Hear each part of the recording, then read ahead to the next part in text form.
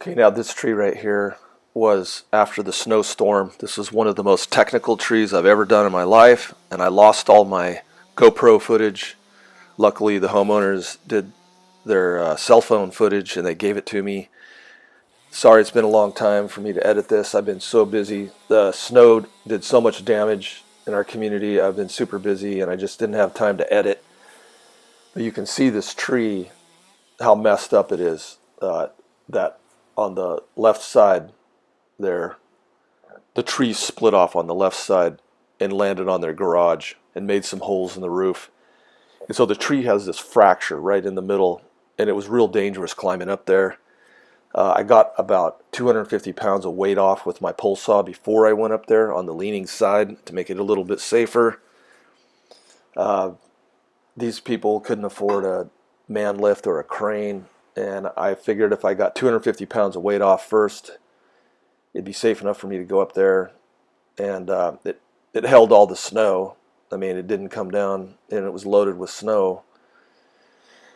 But yeah, I mean, tree work's dangerous in general, but the thing I'm really bummed about is I lost all the footage of how I rigged the tree to remove that left side that fell on the garage, that massive fork that split off.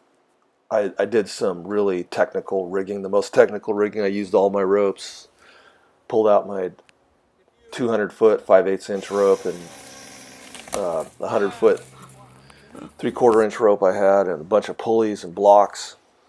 And I had that thing all rigged up, and I got the thing off the roof of the garage, and I told them we need to take the whole tree down because the way it was fractured there right in the middle is just not safe. I mean, the tree is just going to have to come down.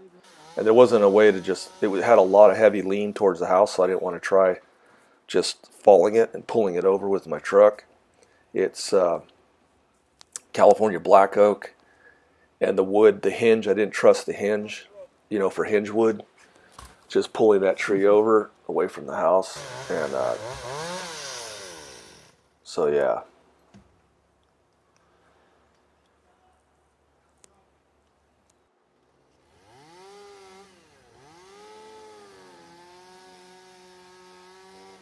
So I'm speed lining off to the left here. My ground man is back there. You can't see him, he's behind the garage. So I was speed lining these last top pieces off. Come on. There it goes. Off to the left. Missed the house. At the very end, when they didn't take any footage of the rigging I did. I had pulleys and blocks, and I had a bunch of blocks. I was doing 8-to-1 pulley reduction that I did with the. I had a couple of double pulleys, and but when we swung the final, this chemically nucleated snow. Forgive us, nature, Mother Nature. the final chunk of wood swung the opposite way that I thought. I had a safety line for pendulum control because it kept creeping. Rest in peace.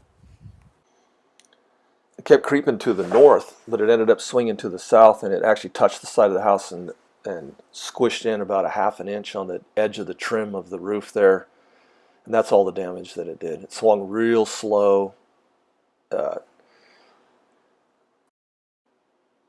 But yeah, the point is always make sure you have a safety for both directions. Potential pendulum swing to the left or the right. And I only had it set up to keep it from swinging to the north when it actually slowly ended up swinging to the south.